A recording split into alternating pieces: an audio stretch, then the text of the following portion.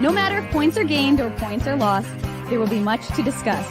For analysis regarding tonight's Winnipeg Jets game, here are Dave Manouk, Ezra Ginsburg, and your host, Drew Mandel. The Illegal Curve post-game show starts now.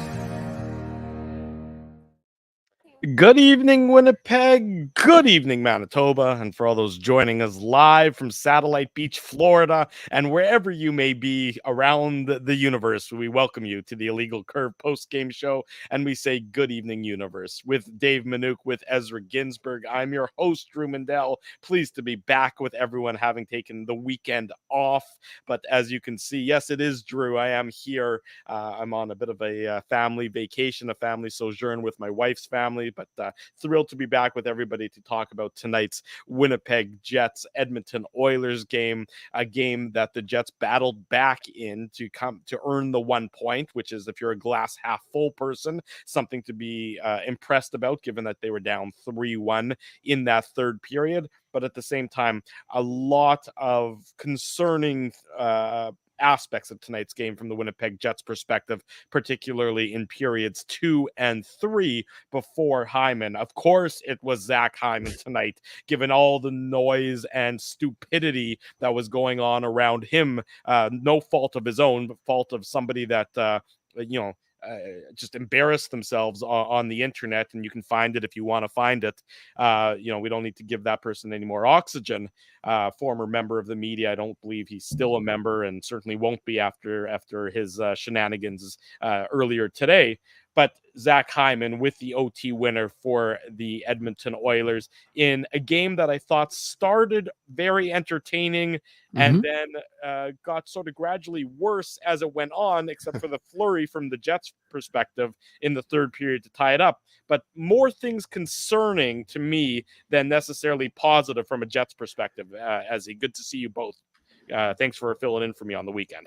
Yeah, Drew, looks like you're having a great time. I can see a nice tan that you've got there from your time down in Florida. So we're obviously glad to have you back for tonight's post-game show and any shows that you're able to join us for until you get back in the peg. But I think you're right when you say there are, concerning signs from this game. Look, the Jets got a big point there. That's huge. You can't really minimize that, right? Because you're down 2 goals in the third period. But I don't know how you fail to register a shot, boys, on a 4-minute power play, right? Like, that power play to me was really demoralizing. And I think the play in front of Connor Hellebuck is troubling. Look, I mean, it's a bad turnover by Kyle Connor on the game-winning goal by Zach Hyman in overtime. I mean, the Jets clearly were giving, the Oilers too much speed through the neutral zone. The shots were 19-4 or something like that in the second period, heavily one-sided in the Oilers' favor. You still, I think, don't like the fact that the Jets get out of their structure too much and the team looks different from period to period. I agree with you, Drew. The first, 7, 8, 10 minutes of the game, I think you really liked what you saw from the Jets. Overall, I think, the first period was fairly even. Maybe you give the Jets a little bit of an edge, possession-wise. But I don't think that, the second period, you can just say that you're going to flush that, right? Like, we talked about it after the Jets-Capitals game. The Jets needed a big response in this game. And, you can make an argument that, they were lucky to get this game to overtime when you think of all the saves, right? Like the Leon Draisaitl scoring chance early in the second, the Evander Kane breakaway in the second period. I mentioned it, 19 shots, right? Like, there were a lot of good scoring chances. I'd have to go to Natural Stat Trick here to see how many there were. 9. The Oilers had 9 high danger chances in the second period to the Jets 3, right? So that's almost as one-sided as you can get. So, yeah, I mean, it wasn't their best effort. And, even though Nashville beat Vegas, Vegas is going to come in hungry. The Jets have lost already, I believe, 2 games to the Golden Knights this year. It's been a while since they've played, but you're right, Drew. I mean, look, if the Jets win this in overtime, we're probably, forgetting some of the stuff. Exactly. You're talking about the comeback.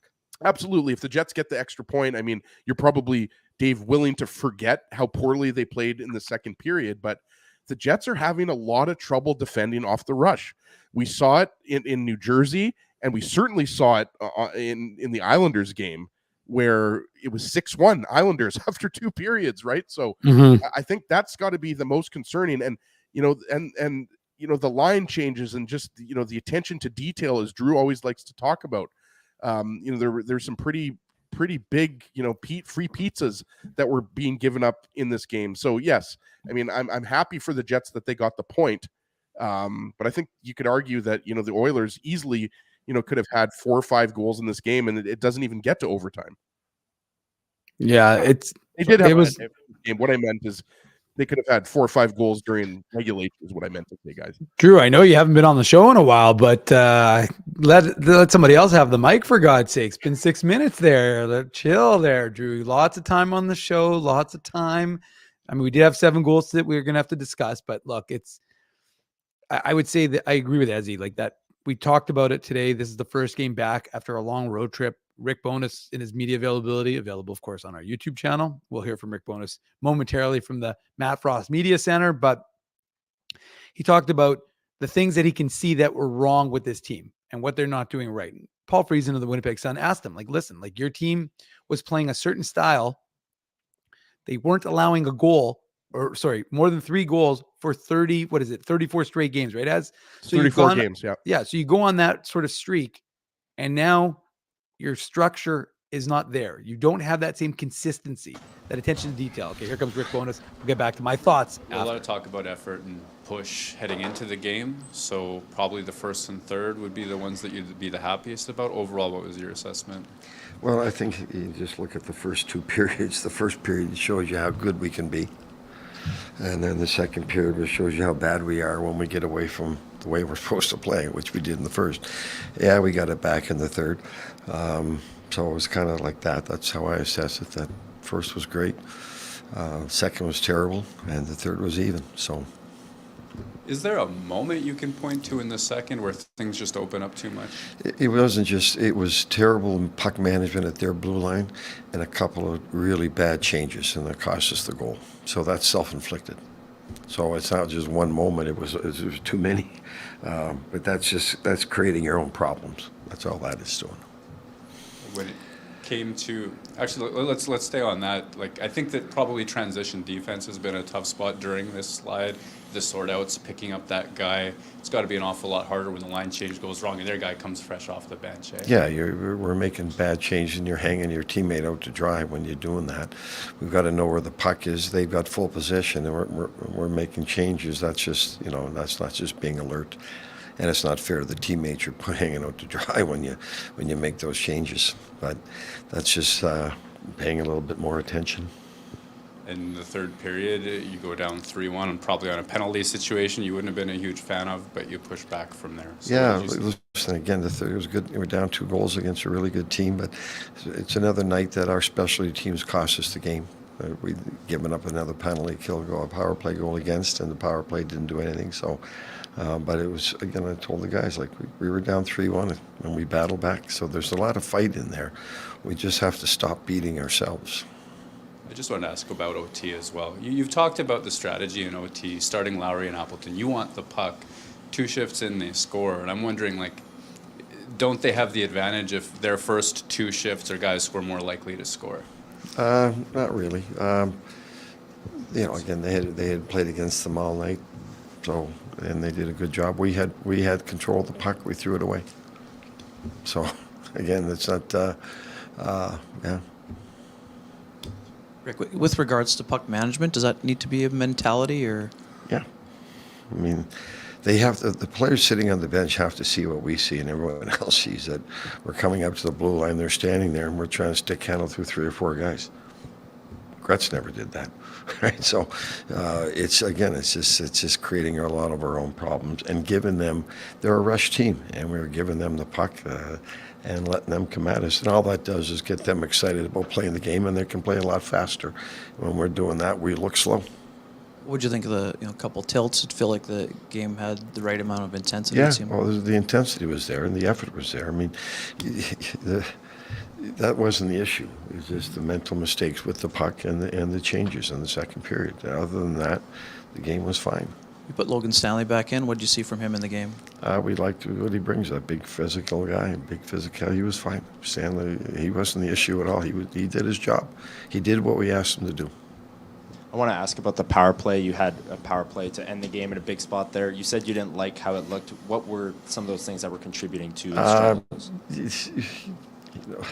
We didn't support the puck quick enough. Too much one-on-one and not making the next play, right? It's just when you're under pressure, you got to be able to make that next play, and we weren't making it. Yeah, that's what it comes down to. When they're getting that worked hard, you need support in the puck, but when you get it, you got to be ready to make that next play, and we weren't making it because we just didn't handle the puck well enough. The past couple teams you've played have had pretty aggressive penalty kills. Was that the same thing from Edmonton tonight? Aggressive on the PK? They're very aggressive. Yeah, we knew that was coming. I know you see this as a little bit of an opportunity loss, but given where you're coming from, where you're trying to get to, is there a step forward in here tonight? Well, again, the first period shows you how good we can be. Yeah. So in the third, when we battle back, so there is a step forward. The problems, they're self-inflicted. What we're doing when you're making the bad decision at the puck with the blue line and you're making bad changes, that's self-inflicted. It's nothing they're doing, and we just create our own problems. And that's where we take the next step when we clean that up? Yeah. Was there enough good things there tonight? Yeah. We had a lot of chances to score. We hit the crossbar. We had breakaways, but so did they. It's disappointing when I see us giving up that many shots and that many chances against. I hate to see that because you're not going anywhere when playing like that. So we got to continue to tighten it up. That's not our game. So when you talked earlier today, you talked about knowing what the issue is that self-inflicted? Yeah, I know. We know that game tonight. I know exactly what the issues are. Good. Thanks.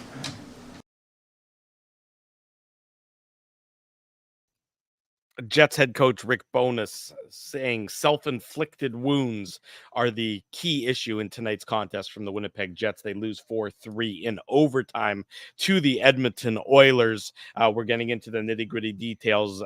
You are watching the Illegal Curve post-game show. Drew Mindell, Dave Manouk, Ezra Ginsburg with you on what day of the week is it? It's a Tuesday night. Tuesday night, Thank Drew. you. Sorry, I've been on vacation. Must be nice to be on vacation. The Summer days are blending Drew. together. Sorry, vacation Drew. Yes, I know. The days are blending together, admittedly. No, Dave, we need a winter Drew, so when then Drew goes on vacation, we have somebody to sub in for him as a host, right? That's only reasonable of you guys to hope for that to occur. So let me know how that works out for you. Would be my comment then to both of you on that front. But he's right. You know, the Jets in that second period, you know, they got away from what made them successful in that first period. You know, it doesn't take a hockey genius or a hockey savant to notice it. They were just, you know, they were playing into their opponent's hand. And with Edmonton, if you play into their hands, it's oftentimes going to bite you, as we saw with the Oilers getting those 2 goals in that second period based on Jets' mistakes. I mean, those goals, sometimes you give up a goal and it's because you did everything right, but the opponent just did their thing better. And then sometimes you give up goals when you make mistakes and they take advantage of it. And those would both be the things that they take advantage of in this instance, Dave. Can I hold on before Dave gets in here? Because I think Dave M might have something cooking on the website or in the chat. I'm not sure. Dave M has a lot of things going on, as you know, Dave. That's true. Drew, it could be on social media. I mean, there's a lot of behind the scenes things happening on that laptop. But look, on the first goal, I didn't like the defensive coverage. That's the Draisaitl goal. That was the first goal. Connor Brown's was the second goal. And you know, I'm not stealing your thunder here in the Betway game recap, Drew, but the line change on the second goal. Yeah. I mean, that's what Rick Bowness was specifically addressing there, right? Yes. Because you had a tired Neil Pionk who goes off. Dylan DeMello had already come on for Brendan Dillon. So Josh Morrissey's late into the play. He has absolutely no chance to have any type of impact on the play.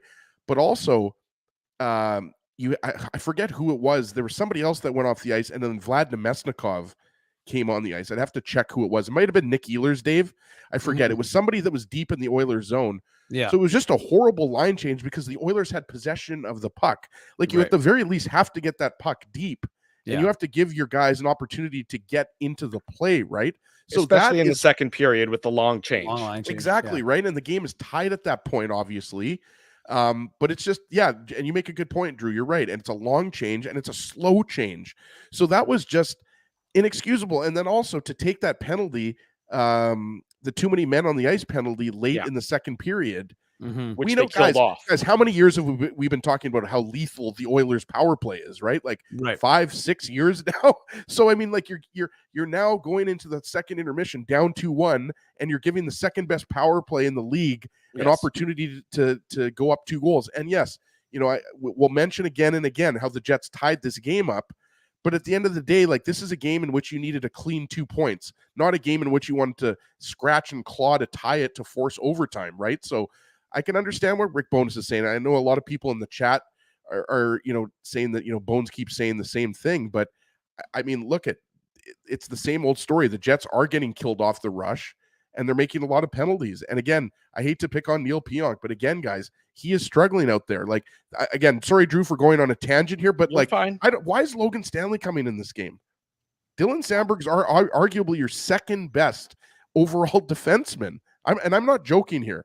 Like, after Josh Morrissey, I would argue that Dylan Sandberg is maybe your best defenseman, and I might hear it here in the chat, but I think that highly of Dylan Sandberg. Why are you taking him out of this game for Logan Stanley? And if anything, why aren't you putting Colin Miller in? Like, to me, it just didn't make any sense. I agree with you, and look, I thought Stanley, played fine tonight. I don't think anything. He was fine. He was Logan Stanley. He's fine, Drew. But why now? I just don't know why you make the decision now. I thought Sandberg was good against Washington, Dave. Well, and Stanley isn't exactly speedy, which the Oilers are. So, but I mean, look, if you're giving anybody a rest at this point, it looks like Neil Pionk is the guy who should be resting, because he's not helping you out there. He really isn't. He's not helping you on the power play. He's not helping you at 5-on-5. So what is he doing right now? I mean, he hasn't looked good for a number of games. I mean, again, it's an unfortunate set of circumstances, because you can say all you want about how well the Jets played in the first period. It was a good first period, and they came out the right way. I mean, they outshot the Oilers 8-1, and then it was 9-3. So, I mean, the Jets started the hockey game the way you'd want them to start the hockey game, motivated. And, they had the benefit of a power play, but I should say they had a power play, maybe not the benefit of a power play, but, so you're liking what they did in terms of that start, if you're a Jets fan. But then, as he's right, like, the second period you're at home, and the Oilers are, again, they're not the juggernaut Oilers right now. They lost to Toronto. They lost to Ottawa. Yeah, so they're not in a row. Yeah, they're not a happy team, similar to the Jets, who've lost 3 in a row coming into tonight's game.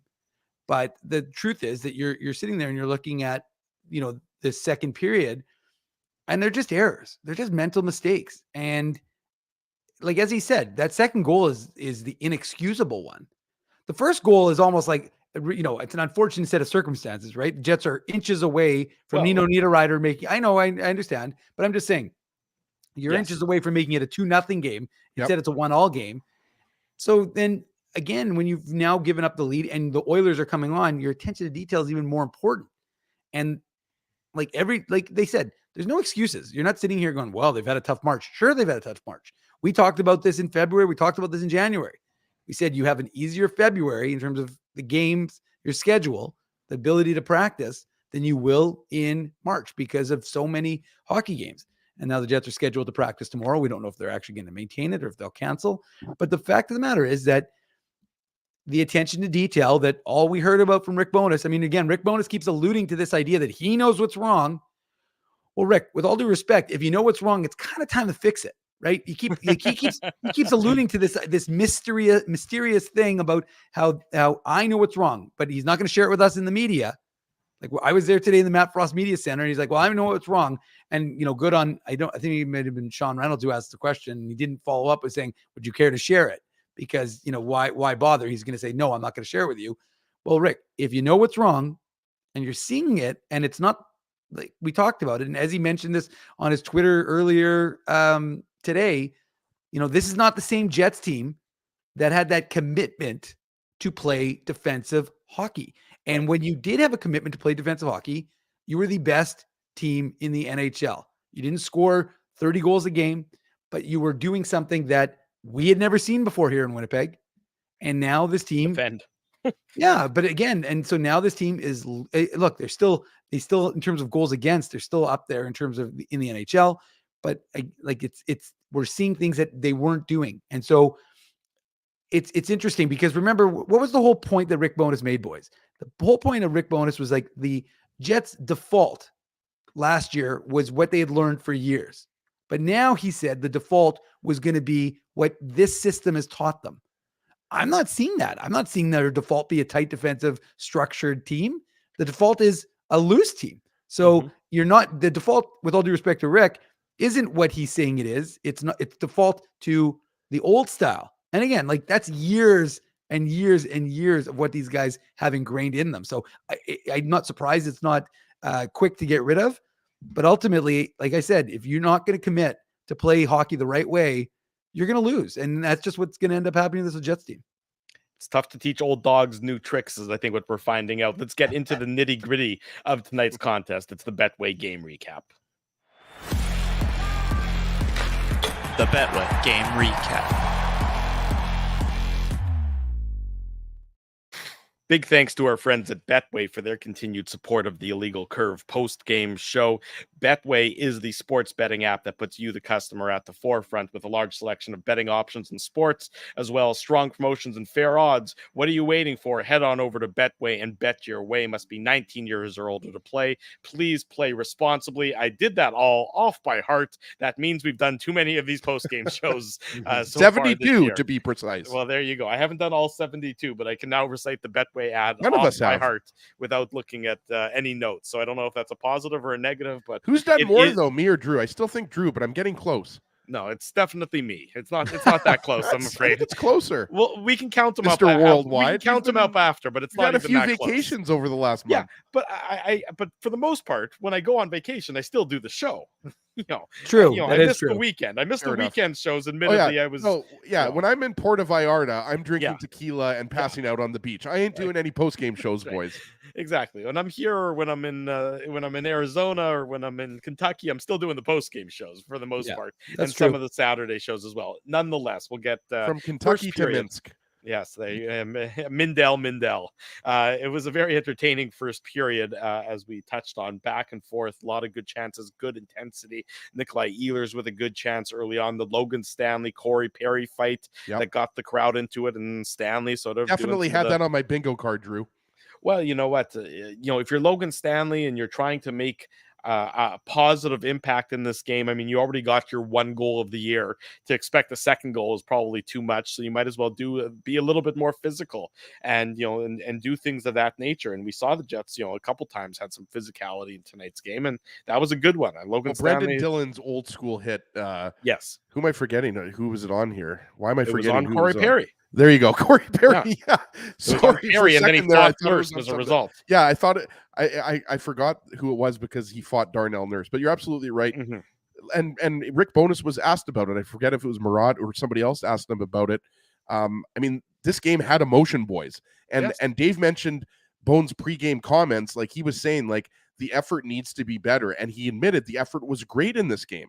So it wasn't effort, it was execution. It was Drew's attention to detail, right? Like the line changes, which man you're covering. On the first goal, like Leon Draisaitl, there's too many guys puck watching Connor McDavid. Yeah. And Leon Draisaitl just, comes on in and he's like, okay, yep, I'll take that pass. I'm pretty good myself also. Yeah. Hey, we're going to double team 97. Well, let's just leave that other guy alone.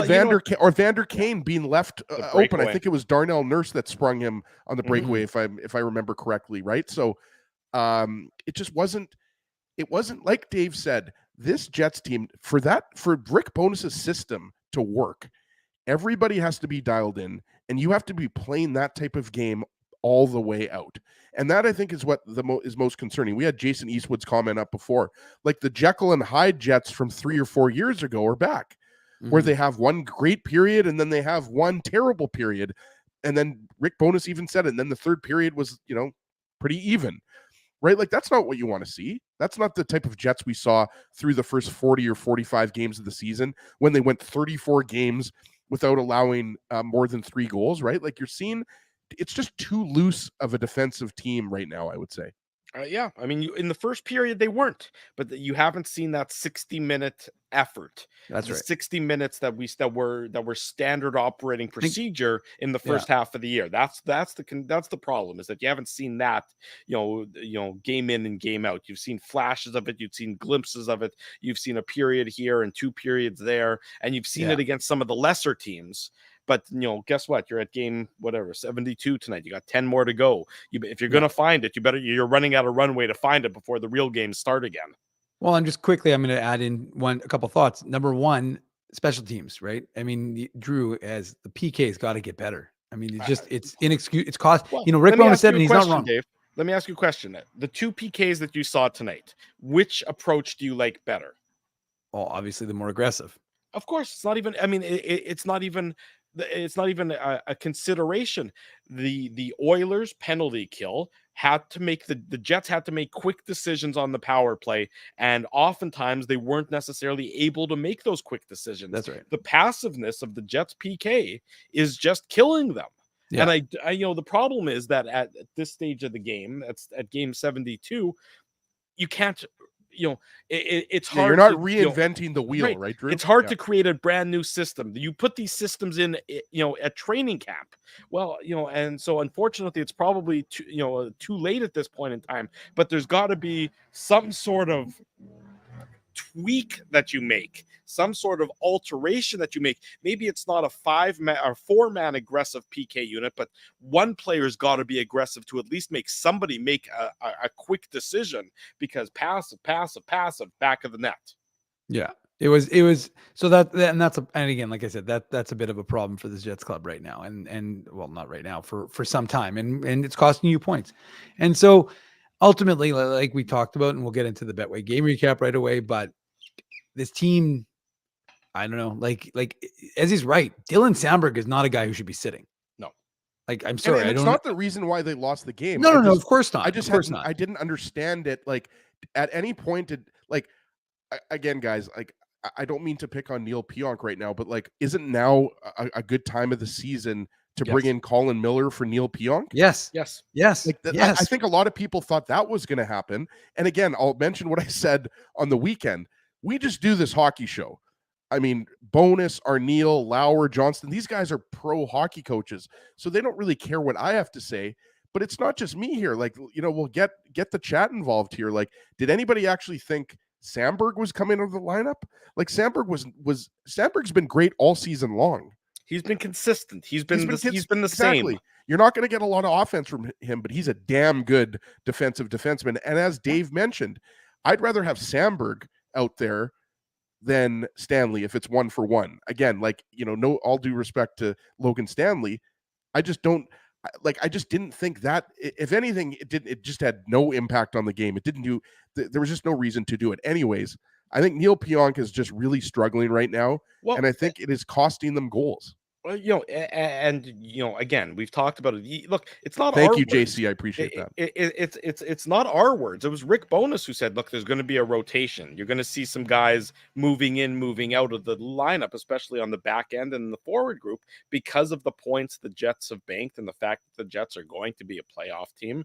But it's bizarre to me that doesn't. That Neil Pionk is not included in that. What would be the downside of giving him a night or two off and running your right side with DeMello, Miller, and Schmidt? I just don't see a downside to that at this point. Not with the way he's playing. Right. I mean, if he was playing like Josh Morrissey, and then you don't necessarily, or at least if he was contributing on the power play, but like, honestly, he wasn't good on the power play. And so tonight, at least. And so, and the other comment I'm going to make, and then we'll go into the recap, but or you can jump off if you boys want, but I just want to add what Drew was talking about, which is this team is not playing complete hockey games. That Rangers game aside, it's a 20-minute period here. They play bad for 2 periods, or they play 40 minutes in Washington, but then they take off a period. You can't take off periods. And, like they started that second off the right way with the Mason Appleton goal. But I mean, to just have the Oilers dominate you the way they did in your building, that should be embarrassing for these guys. It really should. And so, we talk about the element of pride. You got Vegas coming up, and obviously they They got handed by those pesky Nashville Predators. Remember, everybody says forget about Nashville Predators. Vegas was up 3-0 in that game. Yeah, and then 4-1. Yeah, and Nashville came back and won 5-4. And Nashville, by the way, 3 points back of the Jets. 3. Remember how everybody's like, "Oh, forget about Nashville." And I was talking about crazy. I'm not saying I was like on the Nashville train a long time ago, but all I said was Nashville sure seems to be doing something. Well, again, like I said, 3 points back of Winnipeg, not too shabby. No, not too shabby at all. What the Predators have been doing has been absolutely amazing. Anyway, 0-0 after 20 minutes. The Jets with a number of good opportunities. They can't capitalize. Sean Monahan hits the crossbar late in that second period. That beautiful tip by Nikolai Ehlers. Tyler Toffoli just misses on the rebound. That Monahan one where he hit the crossbar, I don't know if it was going to count. I thought it might have been offside.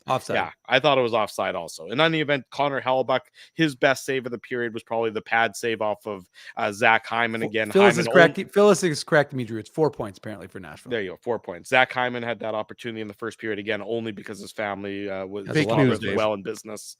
In any event, second period begins. The Oilers get some chances. Warren Fogle to Leon Draisaitl. Connor Hellebuyck made a nice save. This is all within the first 2 minutes. Blew past Pionk there. Well, I was just going to say, glad as he mentioned it. Yes, exactly. He made Warren Pionk is flat-footed, and I hate to keep picking on Pionk here. Well, and someone pointed out I forgot that he had 2. Well, I just didn't think he had a strong game, and I didn't think he was good against the Islanders or the Capitals. Mm-hmm. And I just don't know, like, aside from his salary, I just don't understand why he's not a healthy scratch at this point. I just don't get it. I think right now he's, of the 6 starting defensemen, he's number 6, in my opinion. That's just what my opinion. You guys might disagree with me, but I think right now I would have Colin Miller in the lineup. I might even have Logan Stanley in the lineup over Pionk, to be honest with you. I'm not joking. I think it's probably time to try something different at the very least. So, we'll see what comes of that, but should be something different there. Dylan DeMello with a nice defensive play to deflect away the breakaway pass that looked like it was going to hit Draisaitl. I think the pass was coming from Darnell Nurse. Nikolai Ehlers on a breakaway. He shoots wide. Lots going on in the first couple minutes of the second period. A lot of a carryover from what we saw in a active first period. Then the Jets get on the board. They open the scoring. It's Mason Appleton. He's up to now. What's he up to now? Hang on. I'm on my second screen with me. 14. 14 of the year. Assist to Kyle Connor and Adam Lowry. It's it's not the trio that you would expect to be on the ice together at the same time, but it's a strong net drive by Lowry, and it's a nice play by Kyle Connor here in that he gets the shot through, and then the rebound gets onto Appleton's stick, and he makes no mistake. So, good for Mason Appleton to get, if you had said before the season that Mason Appleton's going to have, between 15 and 20 goals for the Winnipeg Jets, which is where he's going to finish, you'd say that's a pretty good year for him. And I think he's been a guy that I'm often wanting to see more from. I think you finally are seeing more from him this year, at least. Yeah, I would agree with that, Drew. And if you think about, 20 games or something like that, he went without a goal. Yeah. Then, he might even be in the 20 to 25 goal range. I'm not even joking.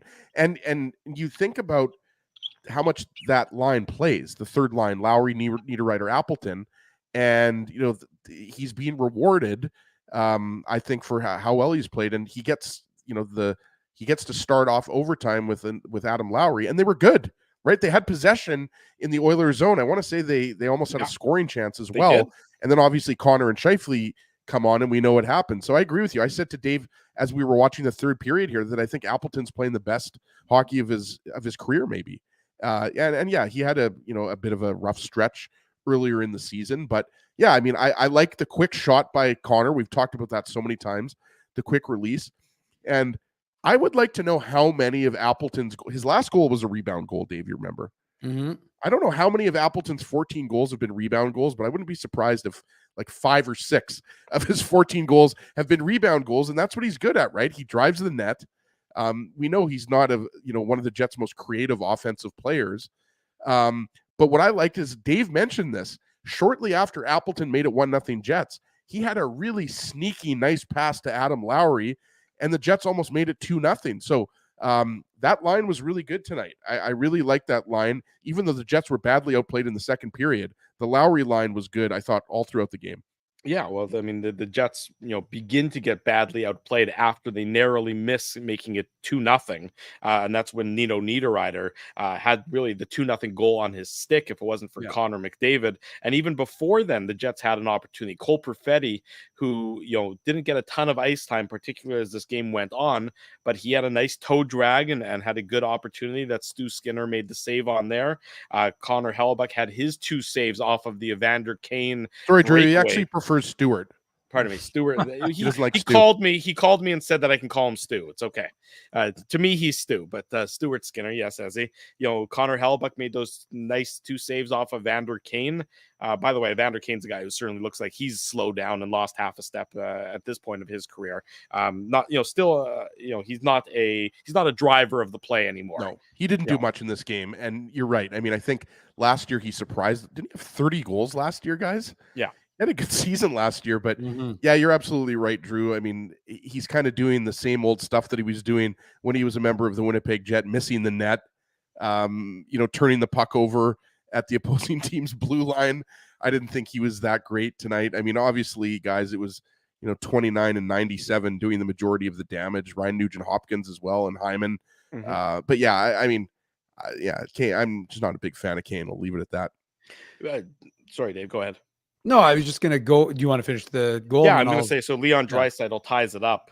It's a play again where all the focus is on Connor McDavid, and Right. rightfully so. I don't mind the approach here with both Scheifele and Connor, who are focused on Connor McDavid.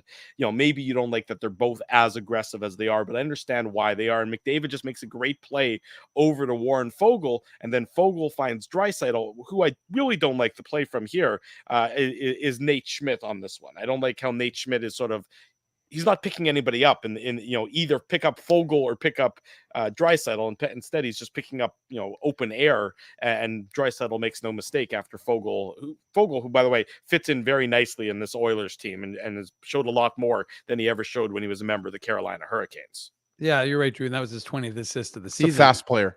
Yeah. And look, the problem for the Jets is they're standing still and they just don't have any positioning. And the Oilers do. And I don't like the overcommitment on Connor McDavid. I actually thought Connor McDavid, as great as he is, and there's no doubt about how great a player he is. We could spend an entire show talking about how amazing 97 is. But I didn't think he was actually having the most noticeable of games for the Oilers. Up until this point. Yeah, to this point. And so for me, I didn't love the overcommitment for, both guys to challenge him at that point. And really, like I said, because you don't have to be a very strong mathematician, but at that point the numbers are not in your favor if Scheifele and Connor are along the wall, and that's going to leave someone like Draisaitl. So for me, that was a big concern, was just that you're looking at the overcommitment that the Jets have made. And let's be real, Connor and Scheifele are not exactly, or not Scheifele so much, sorry, but Kyle Connor, not exactly a defensive stalwart. Mm-hmm. And so it's a tough sequence because it starts in the Edmonton zone right after the Jets had that chance for Nino Niederreiter. And, ultimately Alex Iafallo is late in coming back, and Nate Schmidt's caught in the middle. So, he's just kind of standing still, doesn't take anyone. So it's unfortunate for the Jets. It's just not tight defense. And as a result, it's a really talented Oilers team. You just can't have that, because if you're standing still, we know how fast they are, right, Ezzy? They're going to burn you. Yeah, it was I don't know if you would call it a 1-on-3 or a 2-on-3, but the Jets have the personnel back. It's just the positioning, as Drew mentioned, right? And again, I thought Nate Schmidt was fine in this game, and I think he's been fine after being a healthy scratch and coming back into the lineup. But you just don't. The players that you're supposed to cover here, you don't cover. And I think Neil Pionk was caught in the Oilers zone, if I'm not mistaken, on this play as well, Dave, right? Yeah. So he was caught up, and Schmidt was the only defenseman back, and also Kyle Connor is just kind of left in no man's land a little bit. Like he's going to cover McDavid, and then I forget who makes the pass. It's Foegele that makes the pass over to Draisaitl, right? Yeah. So then Foegele to Draisaitl. Yeah. So then Connor's kind of now trying to intercept the pass from Foegele, and then Schmidt kind of he's just kind of in no man's land. It's just, again, it's just not crisp defensive coverage. And yes, the Oilers are a great team. Like when you're talking about guys like McDavid, Draisaitl, Nugent Hopkins, even Warren Fogel's a good hockey player. I'm with you, Drew. I mean, like Fogel's known more as kind of like a bottom six kind of penalty killer guy. He's been elevated, but give the Oilers pro scouting staff credit, right? Like they've gotten the most out of him, right? Yeah, they found a role player who fits exactly in that role. Exactly. Same thing with Derek Ryan, right? Good penalty killer, fourth line center, right? So this Oilers team, look, I think, guys, if the Jets play the Oilers in a 7-game series, I'm taking the Jets. Really? But I also, well, the reason why I'm taking the Jets probably. Yeah, I mean, like the biggest difference between me is the Jets are a much better defensive team than the Oilers. The thing with the Oilers, as we've talked about so many times over the years, if McDavid and Draisaitl are doing their thing at the highest level, they're winning games 5-3, 6-2. You know what I mean? Their power play can beat you alone. I mean, put it this way, Drew. There's more teams in the Western Conference that I'm afraid to play. With the Avalanche and the Stars being at the top of that list. I also don't really want to play the Predators right now in a first round series, whoever plays them, right? Yeah. So we'll see what happens. But yeah, on this goal, I mean, again, it's just not the type of defensive, and I hate to use the word, but it's just not the type of structure and the execution that we're used to seeing from this Jets team. It really isn't. And I agree with Rick Bowness when he says they shot themselves in the foot in this game. And as just quickly, you are right. It was Pionk. So Pionk, yeah, he was caught up ice, right? He's the deepest guy on the entire. So entire sequence. I have nothing against him. I'm just pointing out what I see. It's easy for me to point this stuff out, guys. I wish I wasn't pointing this stuff out, but he's struggling out there. No, I mean, look, maybe somebody can, disagree with me in the chat, but I don't think anybody can disagree. I think Pionk is a good defenseman. I just don't think he's playing really well right now. No, maybe he's dealing with an injury. I have no idea. Well, then you give him time off to heal. I mean, you built yourself, at least previous to this, without Nashville's run, right, Drew? I mean, you would have had yourself a nice little buffer. Yeah. But ultimately, I mean, I guess what I'm saying is, it's just, you have to be able to, as no one's going to believe us. If we sit here and we say, well, player X had a fantastic game and everybody watched player X have a terrible game, nobody believes you. You got to be honest. That's what we do here on the show. We speak from a place of privilege. I mean, honesty. And so, anyways, so it's he's struggling. There's no question about it. You can't have watched that road trip and sell out some of the games and some of the goals against and pretend like Neil Pionk isn't struggling right now. Oilers make it 2-1 less than 2 minutes later. It's Connor Brown, his third of the year, assist to Matthias Ekholm and Cody Ceci. And this is the bad line change that was talked about by Rick Bowness in the post-game comments. And it allows the Oilers a free entry into the Jet zone. And Dylan DeMello is sort of trapped here. He can't, in no man's land in terms of how to play. Connor Brown is between the hash marks and DeMello, unfortunately, the shot glances off his stick and probably redirects past Connor Hellebuyck to make it 2-1 for the Oilers. And the Jets, to me, are a little shell-shocked for the remainder of the third period for the remainder of the second period and a bit of the third period as a result of sort of this sequence here. They come so close to making it 2-0 off Niederreiter. Instead, the Oilers come back, and then the Jets, I thought, were sort of a shell of themselves from this point on until they had their sort of flurry to tie the game in the third period. Absolutely. And, that was the type of game it was. It was back and forth. And guys, if you think about it, it was no different in the bubble, right? And that's why these games are so fun to watch. I think most Jets fans, especially if the Jets get the 2 points, they'd love to see these two teams play. You're seeing two of the best players in the world in Leon Draisaitl and Connor McDavid. You're seeing the best goalie in the world. The Jets have probably their best team, I would argue, since 2018. But the problem is, in a game like that, even though you're trading chances, you have to try to limit them as best you can, and you can't afford bad line changes. You're absolutely right. We talked about it. There's 2 bad line changes there. Dylan DeMello, it's not on him here. It's not on Connor Hellebuyck. Connor Brown has missed quite a bit of hockey over the last couple of years. He's a good player. You remember, I want to say he had a 25 goal season with Toronto and Ottawa. He was a good player. I've always liked Connor Brown, one of those depth guys. We were talking about, the Derek Ryans and the Warren Fogels, right? That was kind of the problem 3 or 4 years ago. The Oilers didn't have these guys. I don't know how much more you can break it down, Dave. It's just, an awful line change. And it's just, these types of things, guys, are just not what we're used to seeing with the Jets. Well, and they deserve to be scored on with that line change. Yeah, that's just I don't care who you're playing, especially a team with the Oilers' talent. And this isn't the Oilers' big guns beating you, but you put any NHL player, with a lot of time and space between the hash marks, they're going to be in a dangerous position. And so Connor Brown, who, to Ezzy's point, can score, is certainly not what he once was, but he can score, and he does on this one to give the Oilers a 2-1 lead. Jets get a golden opportunity to maybe get back into the game, maybe take a stranglehold. The double minor, for Connor Brown, high sticking Dylan DeMello. This coming after the Oilers make it 2-1. The Jets do nothing on that power play, less than nothing. It was just an atrocious 4 minutes where they generate 0 shots on goal. They had one opportunity that was redirected wide, but I mean, really everything from let's say the 11-minute mark of the second period until the you mean when they didn't have a shot? Yeah, that's what I'm talking about. Till the 8-minute mark of the third period, the Jets were just seemed like they were shell shocked to me. Like they were almost, oh, woe is me, and sort of hanging their head with just the way that they just had nothing going for them, and the Oilers obviously were taking control of the game, especially after 40 minutes. And then Dave, with Nikolai Ehlers in the penalty box after he didn't get a penalty called. After he didn't get a penalty called, where he was tripped and he probably should have received a call. And he comes back and he has a loose stick on the play going back up the ice into the Jet zone. And he clips Darnell Nurse, and Edmonton gets a double minor. The Jets get a double minor, and Edmonton's got a 4-minute power play. Jets, like the Jets just did earlier in the second period. We're now into the third period here on the Betway game recap.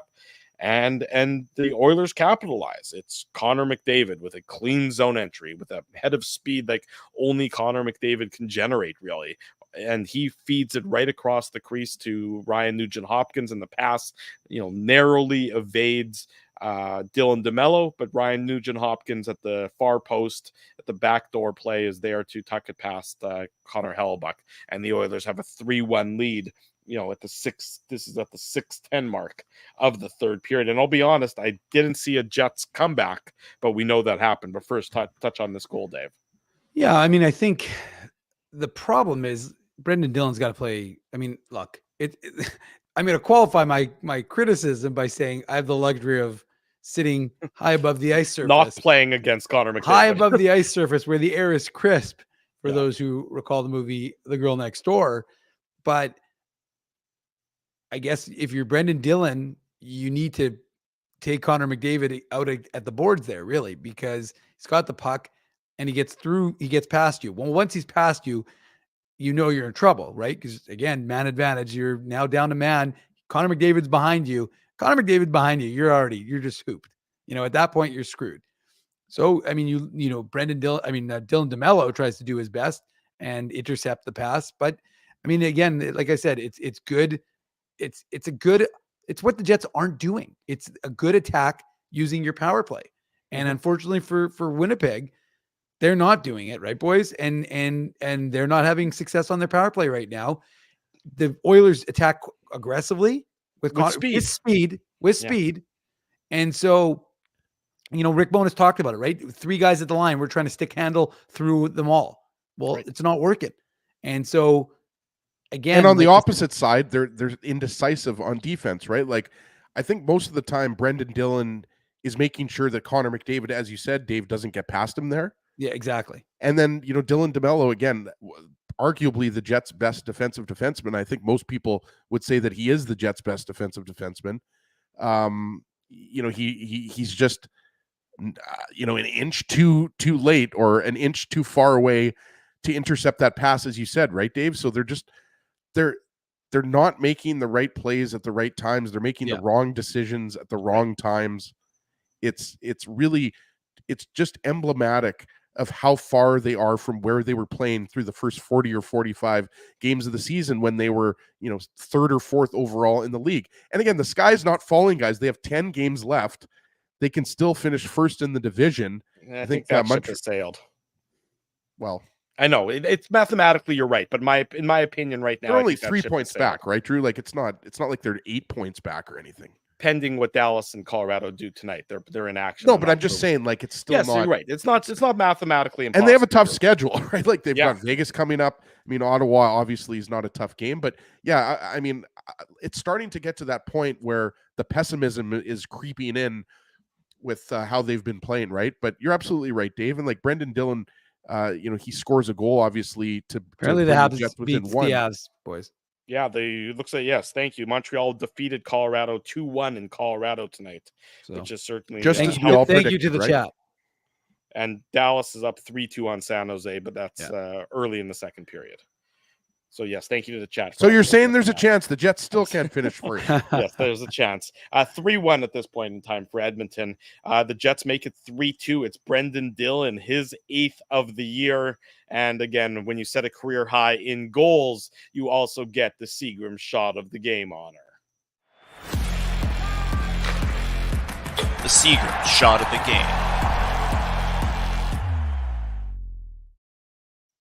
Big thanks to our friends at Seagram's for their continued support of Illegal Curve and the Illegal Curve post-game show. Ezzy's got the big bottle of Fireball ready tonight.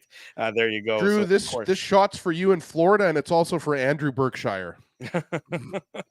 he might be hitting the bottle after the night that he's having. But big thanks to Seagram. Goes down so nicely for their continued support of the Illegal Curve post-game show. Fireball is a great product that our friends at Seagram's make and keep us hydrated with on a regular basis. I'm awake now, boys. Yeah, sorry, I didn't hear what you said, Ezzy. I said I'm awake now. Oh, there you go. That's good. Dylan, look, this is a nice play by the Jets. So they, 3-1, and you like this response. You like this fight from the Jets. You do like this. So you can't overlook this and say it's window dressing, because it wasn't window dressing. No, like it was you're down 6. Yeah, it's not like you're down 6-1 and you score 2 goals. You're down 3-1 and you battle back. And it's Dylan starts it off. Niederreiter hits the post, seconds earlier. And again, you're sort of thinking to yourself, oh gosh, the Jets come that close again. But they gather the rebound and Scheifele goes to Dylan, and Dylan is at the point, and there's a lot of traffic in front of Stuart Skinner, and he goes short side in and off the post and in. And it's a nice goal for Brendan Dillon. I'm sure it feels great for him to set that career high.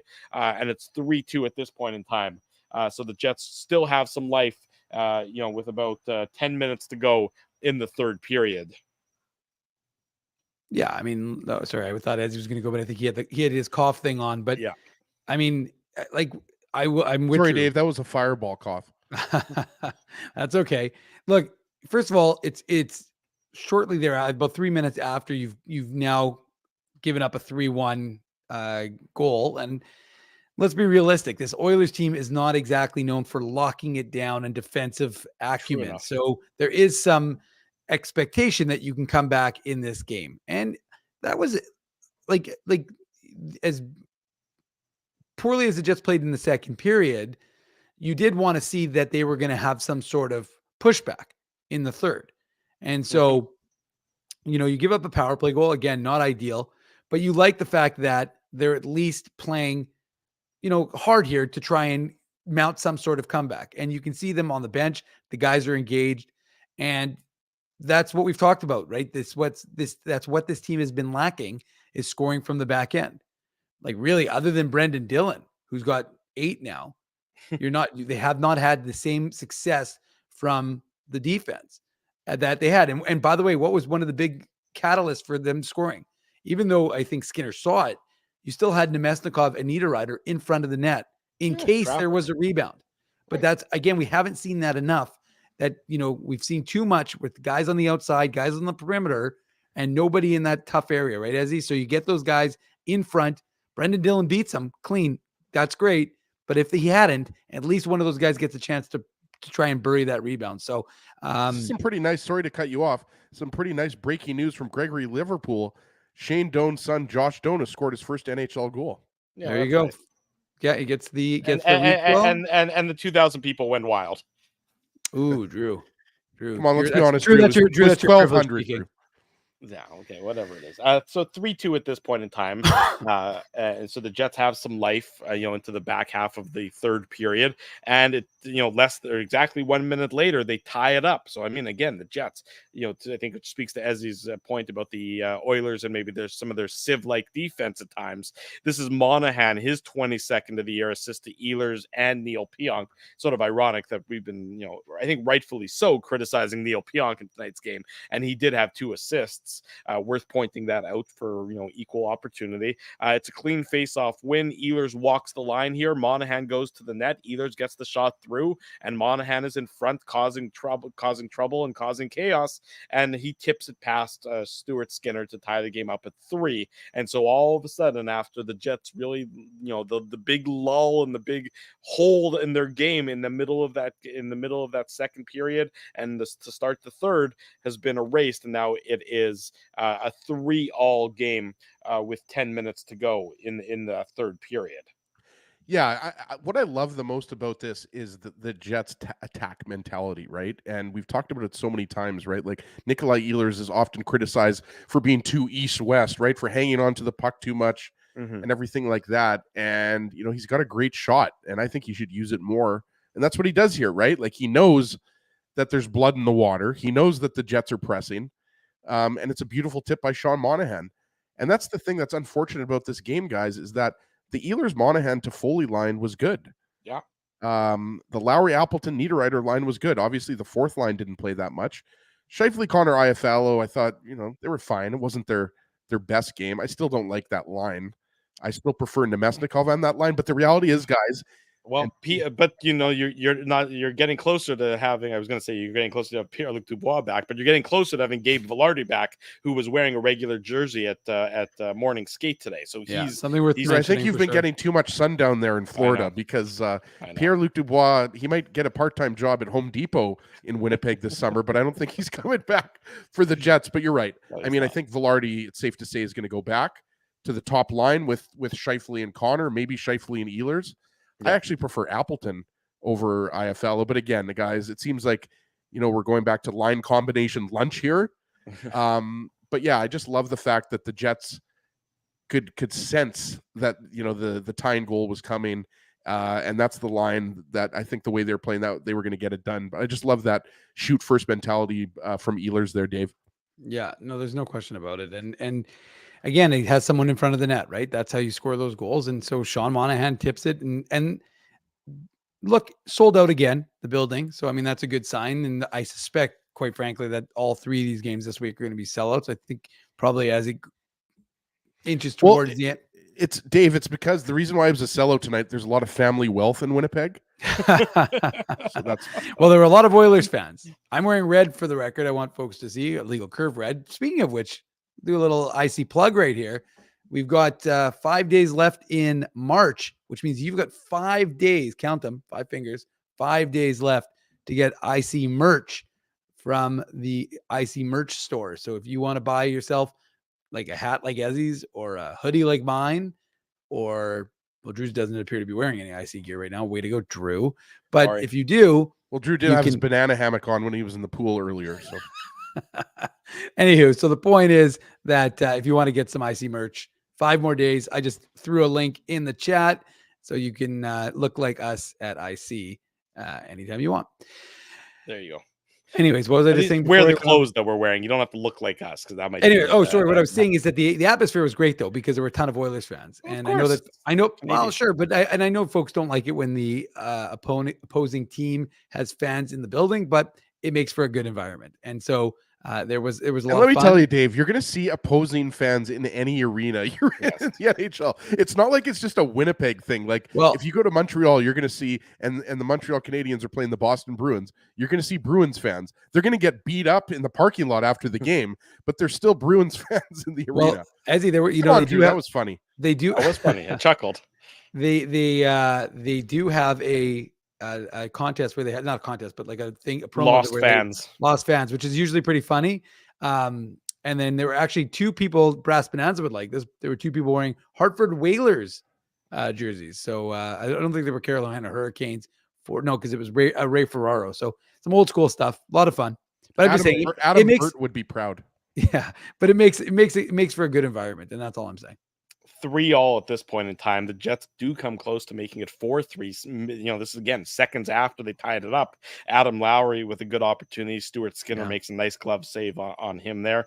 The Jets have an opportunity. You can't talk about the end of this game without mentioning that with 2 minutes to go, the Jets get a beneficial call. The officials whistle Ryan Nugent-Hopkins for high sticking Dylan DeMello, if I'm not mistaken. No, it's Dylan DeMello's stick. Dylan DeMello on Adam Lowry. came up on Adam Lowry, right? Yeah. It was Ryan Nugent-Hopkins got whistled for high sticking Adam Lowry when in fact it was Dylan DeMello's stick that caught Adam Lowry. The refs talked about it. It looked like they were going to change their mind. They decided not to. So Jets golden opportunity. Drew, they were like, "Did you see anything? Whose stick was it? Did you see whose stick was it? I have no idea. I think it might have been their stick. I have no idea. Okay, we'll just keep it as a penalty." Oh, yeah. Connor McDavid is yelling at us. That's not good. Okay, guys, drop the puck.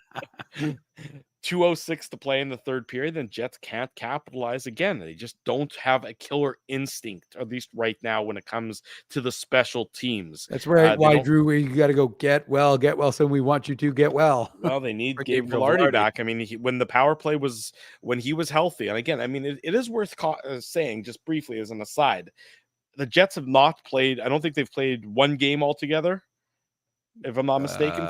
You know, where you mean, you're talking about with like Monahan and Toffoli now? With Monahan and Toffoli and Vilardi and everybody since the trade deadline. I played like 1 or 2 games together. Because Vilardi was out of the lineup. Yeah, because Vilardi's last game was the February 29th, and they acquired Monahan at the trade deadline. I mean, they acquired Toffoli at the trade deadline. So Vilardi's last game was the game 29th against Dallas, right? Yeah. The leap day. You just said it, February 29th. That's right. So they haven't played all together yet. So this is something interesting from David. Sorry, Drew. About it being reviewed, the high stick. If it was a 5-minute major, they could review it. I think what David is talking about is video review. Yes. So had it been a double minor, had Adam Lowry been cut on that play, let's say Adam Lowry gets cut and then they penalize and they assess the penalty to Ryan Nugent-Hopkins and it's a 4-minute double minor, they can review that and then they would have been able to overturn that call altogether. But because it was a 2-minute penalty, it's not reviewable, and thus they couldn't overturn it using video review. Now, that's something that the NHL general managers have discussed changing the rule of for next year, that be reviewable. Friendly fire high sticks could be subject to a coach's challenge, just like puck over glass penalties could be subjected to coach's challenge. Obviously not for this season, but I'd expect next year that's possibly a rule change that might come into effect. In any event, it doesn't. The Jets don't score on the power play. We go into overtime. The Jets have, decent opportunities. They have the control of the puck. And Kyle Connor just with an irresponsible play, especially in overtime when the name of the game in overtime is puck possession. You have to hold on to that puck, even if it means sending it 200 feet down the ice to Connor Hellebuck. You can't be soft and give it away to the opponent. He's soft. He gives it away to the Oilers. Let me just pull up the actual details of the goal. I also got to say, Drew, here, I don't like the way Mark Scheifele played Zach Hyman. All right, that's what I was going to get to next. It's a flyby. You're right. It's a Kyle flyby. Connor, That's exactly right. You can't turn the puck over like that in 3-on-3 overtime. And look at guys, Scheifele and Connor, how many times have these guys connected and scored the game-winning goals for the Jets? But again, just not good enough execution, attention to detail, whatever you want to call it. Right. I just everything about this, I just didn't like Scheifele and Connor, the way they were out, the way they played out there in overtime. Yeah, Connor with the giveaway initially that leads to the Oilers being able to transition up the ice, and then Scheifele with a drive-by on Zach Hyman, and not just his attempted stick check goes for naught, and Hyman is able to deposit his own rebound past Connor Hellebuck. He gets his 51st goal of the year. All of those 51 goals have been fluky and a result of his family wealth and nothing to do with any skill that he might have. And the Oilers leave Winnipeg with a 4-3 victory as a result of this overtime winner. So the Jets do get the altogether important point, but there's a little bit of a sour taste there, Dave. I just don't understand how Zach Hyman was able to score without Connor McDavid, because I thought all his goals came because he was just tapping in Connor McDavid's efforts. Right. But ultimately, Zach, what is this? Hyman lunch? Matt Hyman might like that if he's in the chat right now. I saw him earlier, but yeah, Zach Hyman's cousin. Yeah, his cousin from Michigan. But anyways, look, this is Yeah, you don't like the defense. I'm joking. It's not his cousin. For anybody who doesn't know that I'm joking, it's not his cousin. Yeah, Ezzy is joking. He's a joker, that Ezzy. Lots of jokes. But anyways, the point is that you just, like, look, and I just saw the comment in the chat. The Jets, Shifley obviously knew that he I think it was KWB who came up with that one, but it's just, they try and do a switch, and DeMello's with Ryan Nugent-Hopkins, and Shifley's supposed to take Hyman, except he doesn't. And so you just look at this defensive decision here, and you're like, well, what are you doing, guys? Like, it's overtime. You know that that there's going to be opportunities. And so, yeah, it's an unfortunate conclusion. I mean, like I said, given everything that happened with Zach Hyman, I suspect that folks are, again, it seems rather appropriate given all the attention that his name received, unfortunately for him. Through no fault of his own. No, of course he didn't have any choice. I really don't think I'm not saying you're saying that, Dave, but I really don't think Zach Hyman cares at all what what Andrew Berkshire has to say. And it's just funny, right? Because it's such a great story. I don't think anybody cares what that guy has to say. Yeah, that's a good point. Let's be realistic. But it's just funny, like, if Austin Matthews hits 70 goals, like, is Andrew Berkshire going to say anything about that? Probably not. No, I mean, look, it doesn't that like, I don't even want to give the guy the airtime, but I just think it like, ultimately, as I said on Twitter, I do think it's funny to see the entire hockey world unite against one person, with a take so terrible that it creates that environment. But because we know that hockey fans generally don't agree about anything other than how much they hate, everybody else's team except for their own, and sometimes they hate their own team. But look, it's an unfortunate set of circumstances, probably appropriate given how the Jets played overall in today's game, showing once again that this team needs to get, like, boys, just to kind of put a bow on this team just showed that you just can't play 40 minutes of hockey or 30 minutes of hockey. They were lucky to get a point. I think the Jets got exactly what they deserved. Yeah. I think the Oilers deserved the extra point. Games, you like the game against the Capitals, the Jets deserved 2 points, I think. Yeah, no, and I think that was a game in which Lindgren, he stole the show a little bit. Oh, yeah, 100%. Right? This is not a game in which the Jets got goalied or they got bad luck or anything like that. In fact, the Oilers won despite being penalized for a penalty that shouldn't have been called.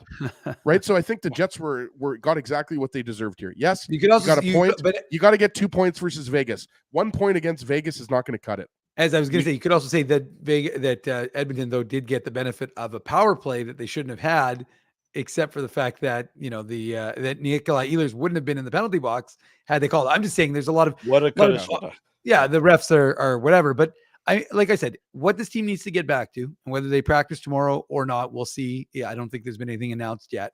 But I mean, I think that with Gabriel Velarde, I mean, he could still skate tomorrow, even if they don't have an official skate.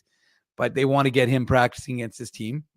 Or with the team, sorry. And we'll talk about that on the other side of the break. But like I said, this team with 10 games to go, regardless of the results, you just need to see that they are committed to playing that structure, that tight defensive hockey. Because if you're not, you could win Connor Hellebuck, guys, can win you a round of the playoffs by himself. We saw Jake Ottinger do it for Dallas. Was it last year against Calgary when he was absolutely phenomenal in the 7-game series? Like, guys, goalies can do that. So if Connor Hellebuck does that, nobody's going to be surprised that Connor Hellebuck does that. But I'm just saying that you are not going to, it's not sustainable to win multiple rounds of the playoffs. So this team has to decide, right? Again, and it's an 82-game season. Drew always talks about how long it's too long, but eventually these guys are going to have to rein it in and figure it out and get back to the system that worked so successfully that you were the best team for months. And everybody was like, is this a mirage? It's a mirage. No, it seemed real. Now folks are questioning it. We'll see if they can spend the next 10 games trying to get back to that. And that's what the Winnipeg Jets will try to do starting Thursday night against the Vegas Golden Knights in another important tilt in downtown Winnipeg. Before we go to break, we want to remind everybody our next live on location broadcast at Boston Pizza on Taylor Avenue is going to be for the first road game of the playoffs. So we don't know exactly when it's going to be, but whenever the Jets play the first road game of the playoffs, we're going to be live at Boston Pizza, an Illegal Curve watch party, which also means an Illegal Curve live on location post-game show. So make sure that whenever that is, it's going to be in April, obviously, probably middle to late April. Mark it in your calendars. Tell everybody we're going to Boston Pizza on Taylor Avenue. The IC crew is going to be there doing a live show. We're going to gather around all together. We're going to watch the Jets on the road for game one. Are we going to sing Kumbaya, Drew? Like, if you want to, you can. It's up to you. You know, the first road game of the playoffs, we're going to be at Boston Pizza. Game one or Taylor game three? Avenue. That's right. It's either going to be game one of the series or game three of the series. And right now, it's looking like it's more likely to be game one of the series than game three of the series. When we come back, we will do the Tough Duck hardest hitting comment. And of course, we will wrap up tonight's post-game show. Don't go anywhere. Drew Mandel, Dave Manouk, Ezra Ginsburg with you. It's after midnight on the East Coast. This is the Illegal Curve post-game show. BP's new New York Sicilian Square Footers. With a thicker crust than ever before, they're light and airy on the inside and oh so crispy on the outside. You're gonna have your work cut out for you. Okay, fine. Try the New York Sicilian Square Footers, only at Boston Pizza. You guys ever wish for a game changer in life? Like finding out your favorite snack has 0 calories? Or discovering the mute button on Ezzy? Picture this, a secret weapon for parking, where you can book a spot a whole month in advance. Tell me more, Drew. Pre-book your parking at really low rates, or maybe even for free if you use the code Illegal Curve. Free? What is this, sorcery? The Grid Park app. It's a real secret weapon that has affordable game day parking, and to sweeten the deal even more, I love sweets. Our listeners can use the code Illegal Curve to park for free. Holy Zamboni. Tell me about it. Just download Grid Park, GRYD Park, and use the code Illegal Curve, all one word, to park for free. The game can change just like that. Accidents happen when you aren't protected. So now what? Getting to your injury quickly can make all the difference. Help prevent them from being game changers with Linden Market Dental Center. Bonding, crowns, bridges, and dental implants. State-of-the-art treatments are available to help you get back in the game. To learn more, visit lindenmarketdentalcenter.com. Creating smiles for life. Your coworkers love you because you always make them laugh. You're the life of the party with stories that have them rolling on the floor. Or maybe you're just the quiet one in the corner with the one-liners that just slay. Do you have what it takes to become Winnipeg's funniest person with a day job? Try your luck. Hit the stage at Rumors Comedy Club, and you could be walking away with $1,000 cash. Winnipeg's funniest person with a day job. Presented by Rumors. For all the details, head to rumorscomedyclub.com. Whoa, Ezzy, everything okay? You look stressed. Of course I'm stressed. We're moving, the house is upside down, the kids failed miserably at packing the fine china, and my life is in chaos. Chaos! Yes, that does sound like a problem. What am I going to do? Ezzy, relax. Rolly's Transfer Moving and Storage is the answer. With 60 years of experience in moving Manitobans and a track record of exemplary customer service, one call to Rollies and your stress is gone. No job is too big or too small. Just visit rollies.com and they will take it from there. Thanks, Dave, and thank you, Rollies Transfer Moving and Storage, online at rollies.com. For 3 generations and over 80 years, Tough Duck has been making apparel that works and plays as hard as the people who wear it.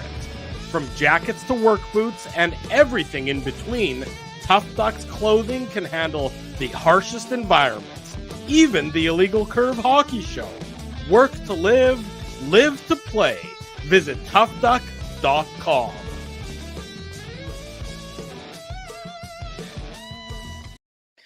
Ten minutes after the top of the hour, which makes it Wednesday morning here on the East Coast. What are you guys laughing about? Ezzy's last comment in the private chat. Oh, okay. I didn't see you. Yes, Ezra. I'm doing the show at Mar-a-Lago. That's exactly where I'm doing the show from. I'm doing the show from Mar-a-Lago. Me and DJT are real tight. We're gonna hang out after. Well, I know you were at that $800,000 a plate dinner that Trump had yesterday, trying to raise $175 million. But people get mad at us when we talk about politics. So we'll just stick to bashing Andrew Berkshire. There you go. That works just as well. Hey, Ezzy, that's something that in the entire hockey world will agree with. If you say something about guy, I'm sorry. You know what? I had a shot of Fireball here, so that loosens me up a little bit. Oh boy, that was the worst fucking take I've ever seen in my life. Zach Hyman scores 50 goals, and everybody is happy for him. And then here comes Andrew Berkshire, Mr. Buzz Killington. What the hell? What was that? It was just. Well, I know what it was. I said what it was on my Twitter feed. If anyone wants to go see it there, they're welcome to go see it. We don't need to bring it up here on the show. But it's a family show, despite Ezzy's F-bomb. It's okay. Ezzy's allowed to throw an F-bomb every now and then. Well, this is now the IC After Dark element, so we're good. Yeah, there you go. This is After I'll Dark. just tell Ruben and Ariella and Sam and Aaron not to watch an hour and 15 minutes into the Jets-Oilers post-game show on March 26th, right? They're never going to see it. I wouldn't be too concerned about that occurring one way or another. Before we get to the Tough Duck hardest hitting comment, Dave, why don't you maybe, for anybody who's missed it, give a quick update on what Rick Bowness said today about Gabe Vilardi, because it was interesting and unexpected to see him on the ice in a regular jersey for morning skate. Yeah, that's true. We were at Canada Life Center covering the game, as we always do, and both Rick Bowness and Gabriel Vilardi were on the ice. Gabriel Vilardi in a regular uniform. So, I mean, it is definitely noticeable. Notable, sorry, not noticeable. It was noticeable and notable that he was wearing that. And then so after skate, he was asked about his progress. And he said, and I quote, "Good. We haven't seen him for a while. He didn't come out on the road trip with us, but I was out there early with him and he's skating around and he looks good. Now we need to take him every day and get our coaches pushing him, finding out where he is conditioning wise and playing through any discomfort. We won't know those things until we get him on the ice like today and push him and keep pushing him and see where he is." Follow-up question asked if Vilardi's spleen was back to normal. Credit to some fans, by the way, who were writing when Rick Bowness had his minor procedure. They said, "Thanks, coach, for giving your spleen to Gabriel Vilardi." So that was pretty funny from the fans. But I don't think you need a spleen donation, but that's funny nonetheless. It was funny nonetheless. Can someone give me their kidney? No, it's your liver, Ezzy, that you need. Well, not with the stones, kidney stones. Remember. Kidney stones. Oh, right. I was sorry, I meant the liver because you pickled yours already. Vilardi, to answer Doug's question, Vilardi was on for the entirety of today's morning skate. Follow-up question asked if Vilardi's spleen was back to normal. Yes, and now we have to push him to see how much discomfort there's going to be when we really push him. It's one thing to be working out on your own and everything else, but now you get one of our coaches pushing you, and we know how far we can push him. We got to find out. A lot of pushing. As what pushing means specifically, he added, because we don't have any practice time, so it's getting him out there like today and putting him through a bunch of different shooting and drills and skating drills and seeing where his comfort level is and where his conditioning level is. So while you wouldn't expect to see Gabriel Vilardi back immediately, there is some good news when it comes to the Jets winger. Bones was then asked about Vilardi's family's wealth and how it impacts the Jets power play. Man, very funny. Bingo. I mean, Dave was like, "I don't think people are going to be talking about this a day later." That might be the case, but I sure am. I mean, this is the funniest thing ever. Oh yeah, it's great. It's going to be the terrible take that keeps on giving. Yeah, it was Tough Duck hardest hitting comment. Let's wrap up the post game show. The Tough Duck hardest hitting comment.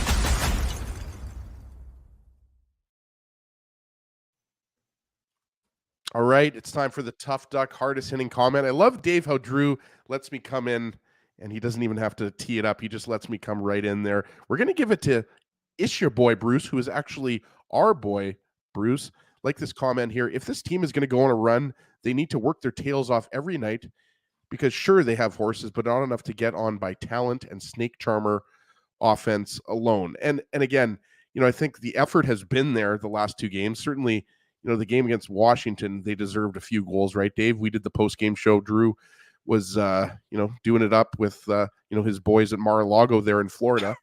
But, obviously, there were some miscues, bad line changes, just loose defensive coverage. We talked about it on the Ryan Nugent-Hopkins goal that made it 3-1 for the Oilers. So it's your boy Bruce. Send me an email, ezra@illegalcurve.com. Slide into my DMs at ICSEG, or I might just see you at Bar Italia, and maybe you can just tell me your address when we're having a drink at Bar I. But it's your boy Bruce. Congrats, you win the TD hardest hitting comment for tonight.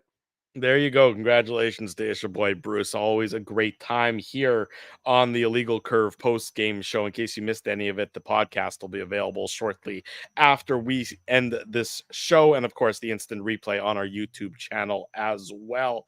We're going to be back on Thursday night after the Jets and the Vegas Golden Knights. The Jets look to arrest the slide they are in the midst of and get back to winning ways against their nemesis from Vegas. Everything that happened in tonight's game and everything that's gone down in the last couple of days is, of course, available on illegalcurve.com and here on our YouTube channel. Two great resources that are strong assets for any Jets fan in your life. Want to say a big thank you to all of our sponsors who make this post-game show, the Saturday show, and the website a possibility. That's our friends at Rumors Restaurant and Comedy Club. Grid Park, we saw somebody in the chats who said they used the code Illegal Curve to park for free, and they took advantage of that for tonight's game in downtown Winnipeg. Our friends at Linden Market Dental Center, Zappia Group Realty, Betway, Tough Duck, Boston Pizza, Seagram's, Rolly's Transfer, and Farmery Beer. Keep on keeping on and supporting all of our great sponsors. Big thanks to Dave. Big thanks to Ezzy. Big thanks to all Drew, of by you the way, for joining quickly, us. Grid Yeah. Park, we didn't give away the free parking yet. So even though we have 8 now. It's because you used it, Dave. I did not use it, to be clear. Did not use it. But my point is that we do have the Grid Park. So you have to go on the Instagram, like it, share it, make sure you're following them as well, and we'll award a winner, and you'll be able to use it for the next game if you so choose. There you go. Something to do. So check us out on Instagram there as well. Big thanks to all of you. We'll see you Thursday night. Until then, for Dave Manouk, for Ezra Ginsburg, I'm your host, Drew Mandel. Thanks for watching the Illegal Curve post-game show.